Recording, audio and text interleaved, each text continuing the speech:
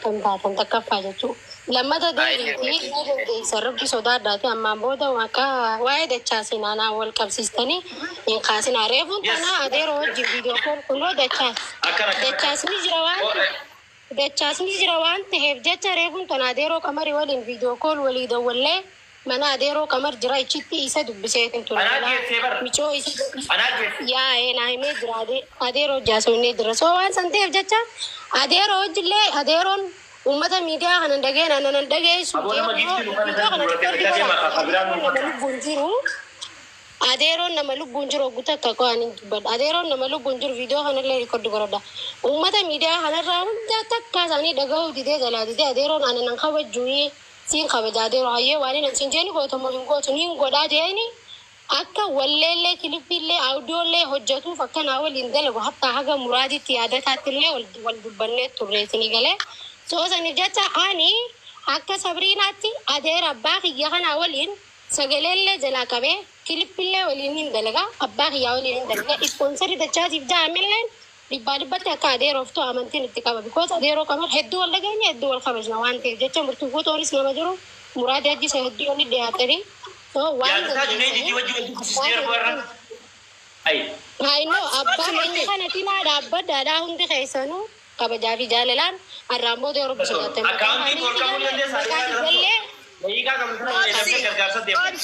obsi murtee kiyya obsi qubna gadi dubbachaa jirti obsi har'aan booda yoo dandeesse yoo rabbi sodaattan warri footoo haadhatiyyaallee gaggaragalchaan arrabsu turtan footoo haadhatiyyaatiis kaasaa footoo tiyyaallee kaasaa aanaa fi dachaa sobboleeyyan rabbiiti wanni wali qabnu jirru waliin beeynu rabbiin fidee wal agarree feemasummaa harkatee feemasee baga rabbi godhee kana caalallee haa feemasu yoo dandahame haasoonni biraa dhaabbatee fedhu jaartii isaa qabaatu itti dhiisa abbaa keenya kana cinaa dhaabbannee audiooraan hanga viidiyoo kana birallee kutee jireenya parsanaalii laayifii isaa abbaa keenya beeka jireenya laayifii isaa keessattillee akka gargaaramuu dandahamu.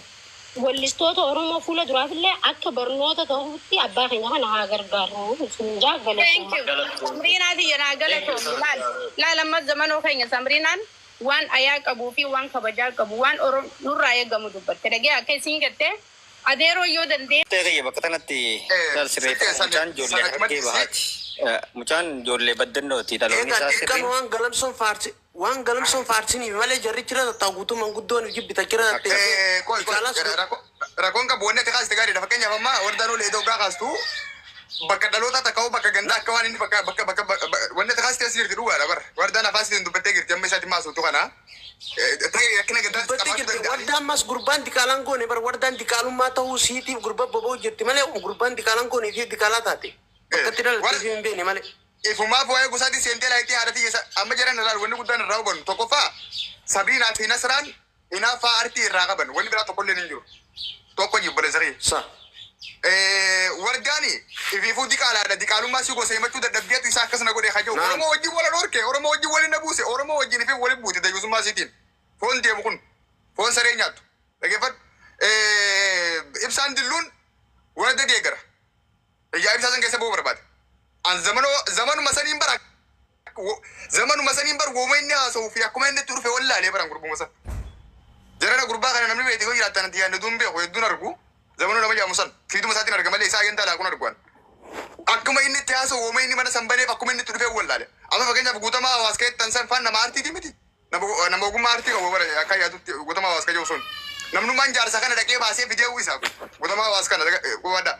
Dachaas kana eenyu baasee fidee murtii fidee lakki Nasraa fidee lakki wardaa fidee lakki eenyu fidee hin beektanii firoomsaa nama jaamu moo dhugoomsaa nama jaamu fidee bara deegaas kana yeroo elqabatti namni viidiyoo waraabeen. Dachaas dhugoomsaa miti mucaa jimmaati fidee jimmaa kan mucaa jimmaa sanii fidee akka namaa dho'isuun gaarii miti. Okay sanboota dhugoomsaa fidee na fakkaata gaafa wardaan faammaa kana ni fuuraa jiran sanii dhugoomsaa viidiyoo dhugoomsaatiin na fakkaata haa godhe.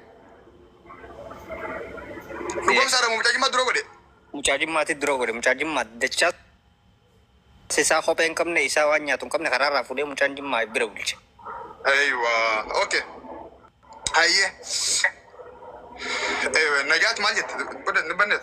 Assalaamu alaikum. Alatti fakkaata. Okay dubbadhu Najaat. Maayiri garuu Najaat dubbadhu. Naatu fidee. Nutu fidee. Kingii infinneeti. Okay dubbadhu Najaat maal jette?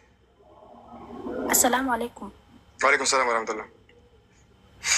Ammaan tana wallaahi takkaa dhiifan tiktook kanarra dhufe jechi akka edaatti garaana gubeen jiru wallaahi waan biraa dhiisaati amma dachaas kun akkaataa inni itti gargaaramu wallaahi bira dhaabbanna nuti haga waan fedheen maa maallaqaan hin taane maa jajjabeessuun hin taane waan hundaan bira dhaabbannaa jechuu isaa wanni irratti duulaniif waa takkaa fi miti sammuu isaatiin sirba inni jarri kun ammoo sirba namaa sirba maaliif nu caalaa jechuu isaaniiti. Jecha hinaafaati irratti walii galanii waan irratti walii galanii. Jaasa shee turu wadaati warri qabdan bilbila yaa maa ana kama taati yaatti warra bina beekurraa amma irraa kaasee ni gargaara. Warri amma gargaaru baay'ee jira wallahi. Akkaawunti isaan waa kannu dhageeffadhu. Dachaasa mana. Waan inni gargaara ni gargaara. Ni gargaara wallahi laazima na karaa na guru waan guru ni gargaara. Shee tina gura yaa bilbila fi datika sun san. Joleen gargaara baay'ee. Dachaasa bilbila isaatiin qaba namni biyya keessa jiru mee kan namni biyya keessa jiru. Akkaawunti isaan waa kannu beeti dhageeffadhu. Amma dachaasi abarsaa yeraan waan takka uumama. Doktor yeroo ta'u muti qabu dhamarufte. Dachaasamba yoo gama aartii tinte eda laayivii isaarratti anama mucaa kana beektaa baay'ee dinqisiifadha. Baay'ee maan raajeffadha beektaa. Maaliifi muudii isaan natti tole bakka inoo dhiirummaa isaa konfidensi no. Nama hangas ga'u obboleessoo isa deeggaruu naa hafuuti. Namni dhugaa fi haqa arguudhaa fi ija bana tunturre eda mana san keessa. Jarri sun guruppii takka garee takka ta'u walii galtee gama tokko dhaabbattee duula maqaballeessiidhaaf bobbaateedha malee. Deeggarsa nama kana qabaachuu deessi deeggarsa namummaa deeggarsa aartii deeggarsa dhiirummaa qabaachuu mititi haqa ija haqaan argan gurra dhugaan dhagaan hin qaban bakka san dhufee nama hangas ga'u irratti garee hangas takka ijaaramte san dura dhaabbatee muudii akkasiitiin nasraas bifa san barbaachisuun dubbatee mana sanirraa bu'ee dhufee mana banatee gaafa mana banatu waan haasaa ture yoo quba qabaattani tokkoffaa abbaa qabeenyaa guddaa Oromoo yaadata Yuunaayitid wajjin wal baree jira tokko ja'a lammaffaa Oromoo guutuu wajjin wal baree jira tachaas lama ja'a sadaffaa Abbaa aartii Oromoo guddaa Qamar Yuusuf wajjin wal argee jira. Laal edda waan haasaa bule takka Qamar Yuusufaan guyyaa kana ogummaa tiyya dandeettii tiyya laaluudhaaf waa'ee shaggooyyee irratti adabbii takkaa'u akeekkachiisa guddaan akkannanii hojiin kiyya guddaan waan isaan guyyaa kana akkannan waan artistiin Oromoo guyyaa kana nama murteesseen hojjechuu deema anamma isin bira kuteetiin jira jeen. Goobas dhugaa isaa jeen amma walumaa galatti maalitti bareeti dachaasi Sabriinaa bira feemasa ta'ee jira Sabriinaa bira kutee jira Sabriinaan dachaasi.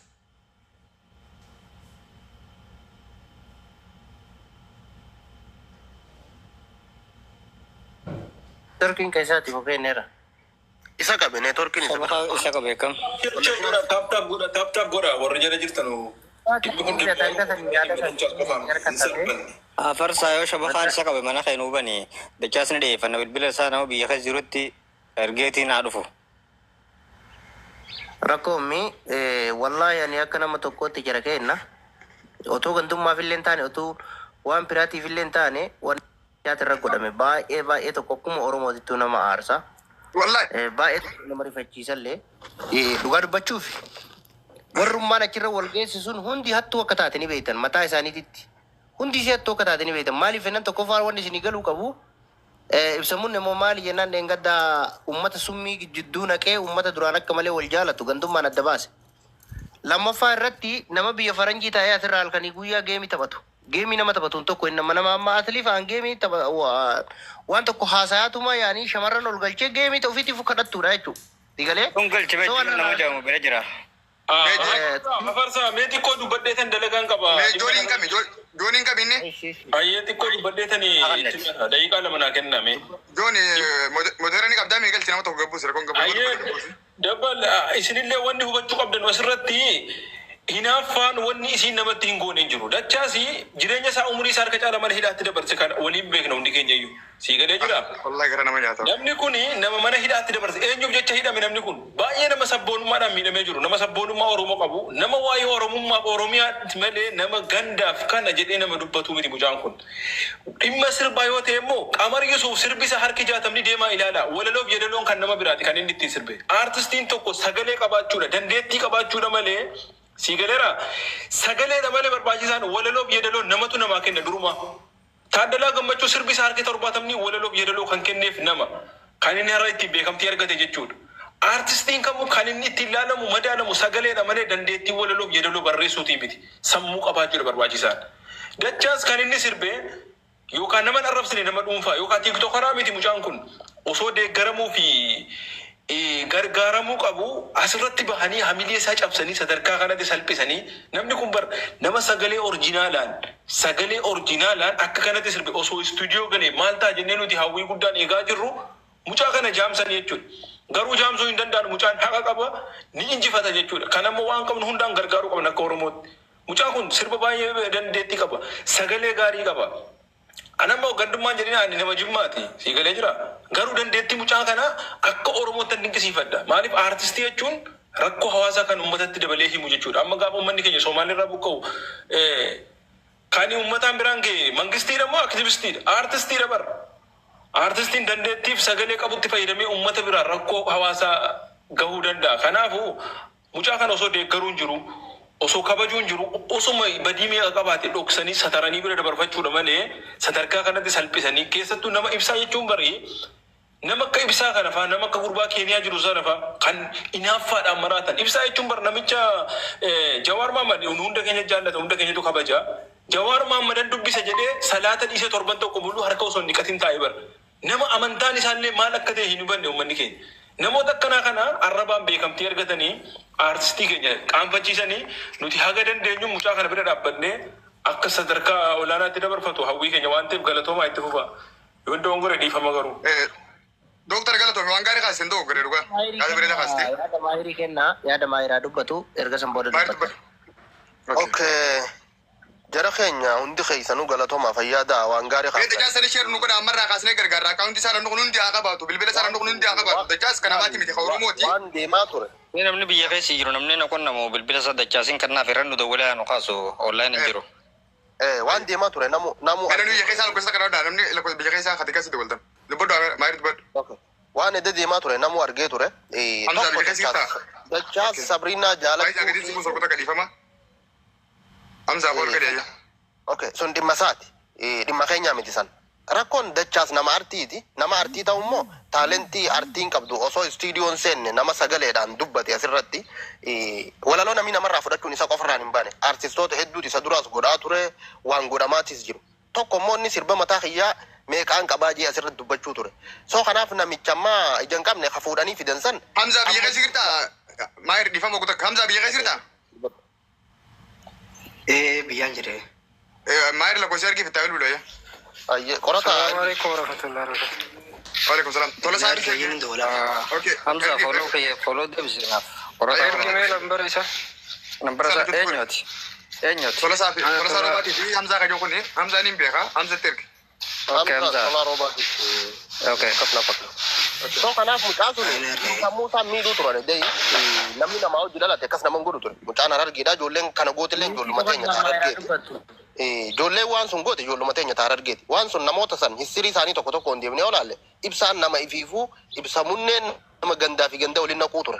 Gosaa fi gosaan jechuu jaruma keenya kanaa namicha kaanis yoo ta'e murtii guutoos yoo ta'e akkuma reefu dabbaaluu jee nama konfidensii qabuu miti ifiifuu nama yakkaati dhiyoo waan hojjete quba qabna. So kanaaf zamanon guuza fayyaadee hin qabne jechuudha akkanuma dhufee oole malee waan irraa quba qabus natti hin fakkaanne inni guuza fayyaadee hin qabne zamanooni nasraan isarratti afaan dheerachuu miti mucaan garuu deebisaa gaarii deebiseefii ture xiinsammuu mucaatti taphatanii turan achi keessatti mucaan san mirguma namummaa isaallee sarban maaliif jennaan waan biraa gargaaruun haa hafu Oromoon guddoon Oromoon balloon ni gargaarti gargaaruu isaa dhimma hin qabne Oromoo guddootu gargaaraa warra achirra tattaa'u qofaa miti isa xiinsammuu isaa dha'uu bilbila hattee waan akkas akkasii jechuuniin ijoollee xixiqqoo irraa hunfeessisu namoota gurguddoo achirra tattaa'u haarrii qabu sanarraa dhiisi. So kanaaf walumaa galatti mucaa xiinsammuu isaa cabsanii mirga namummaa isaallee sarbanii turanii dachaasammoo nama artiiti. Oromoon bira dhaabbachuu danda'u qaban. Oromoon harka bal'aa qabdi. Namicha bal'aa kan ijaan qabne kan isaan dhiibaa fidan sanis gargaaruu danda'anii mucaan gargaaramuu qaba. Nasraan ammoo gaafuma jalqabanni Sabriinaan jaaladhe jeerraa'u yaada isii ilaalaa turre waan mucaa kana cabse. Nasraan nama safuu hawaasaa cabsi bara. Nasraan jechuun nama safuu hawaasaa cabsi bara. Nama uummata ganda si arrabsu bara.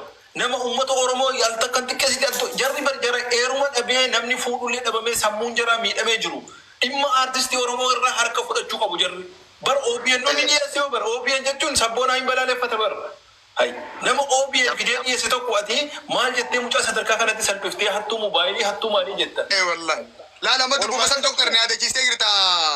Amma jarri suni OMN OBN qopachuu barbaadanii OBN rogaa artiitiin hin yaamne gurbaa rogaa jaalalaatiin yaame gaafa murtii guutoo jiru amma murtii guutoo suni maayir ifa manaa godhe safaariin dubbadha murtii guutoon sun bari murtii guutoon akkuma isin jedhama konfidensiin qabdu sodaa wayii qaba baaraga qaba yaada gad dhaabbata tokko lafa kaa'ee gurmuudhaan qoma baasee dhiibee wanta kana fudhachiisu soda qaba. Ibee negara kana inni keessa ture. Amma murtuu kutooni. Mucaan akka hin dubbanne arraba isaa irratti qabaa turani bar. Akka inni hin dubbanne. Doktor Mahir. Jabbar, salam alaikum. Ayyaalaikum salam. Biro, baay'ee galatooma ammarree deebisee baay'ee galatooma isiniin jedha. Bilbilaa fi ittiin gurbaa san nuyi amma akkaawunti isaa nu waan nu hundi gargaara. Nama kabajamaa, nama guddataa, dargaggeessa ol deemaa, hamilee isaa cabsuun, ibsa abbaa jaalaa isa jedhu hinaaffadha. Hinaaffaa keessa dabartee waan taatu wallaalteeti. Narsaa guddisuun immootu iyyuu durumarraa iyyuu hinaaffarra jirti si waan taateef ani wanti amma mataa kiyyaatti jedhu akka mataa kiyyaatti lakkoofsa isaa naaf ergaadha. Nan dawwadhaa fi asirratti namni gurbaa san ishee nu godha karaa bisuudhaan dhaabamni wanta qabda. Takkaabila nu yaama. Isaaf godhamuu waan silaa isaaf barbaachisu akka mataa kiyyaatti 10,000 dhufuun qaba. Nin qarqaarra hamilee isaa ol darbisu. Hamilee nama sanii jabeessuu qabna. Sabriinaa isaan jedhan sanillee dhiisee intalli Oromoo artistoonni Oromoo hedduutu jira. Hamilee nama sanii jabeessuu qabna. Lakkoo isaan ergaa akka isin dhageessanitti amma nan dawwalaa fi nama kanaa wajjin walaa baruutiiti. Isheetti godhaa takkaa bilbilaa fi hamzaa Oroo kan masirraa qabbuute bilbilii fi gurbaa san nu yaamne gurbaa kun namaa wajjin walaa baru. Oromoon miliyeena Oromoon gargaaru hedduudha. Yoo dhufee sababa kanaan guyyaa kanatti qarshii kuma takkaa si argate barisaaf bu'aan guddaadha. Obboleessa gurbaan kun nama mariidhaa ture. Miskiina kanaarra deemu. Harina kanaarra deemu bakka kanaan ga'e. Garuu nama sammuu bilchaataa qabu. Baay'ee tokko natti dhagame wallaahi. Baay'ee tokko natti dhagame. Baay'ee hamilee akka waan hamilee Jenoosaayitiidha obboleessa wanni idee sarara dalagame wallaahi. Kanaafuu lakkoo isaan ergaa akka isin dhageessanitti amman dawwalaa kan lakkoo isaa qofa na ergaa. Inaaffaa fi jibba dhuunfaa ilmucaa kanarraa qabanu malee nama Oromoof jecha kaambii waraanaatti hidhamee mucaan kun dararamaa ture. Isa dheengadda OBN Wallaahi baay'ee waan nama dura hidhaa ture hamilee nama cabsu.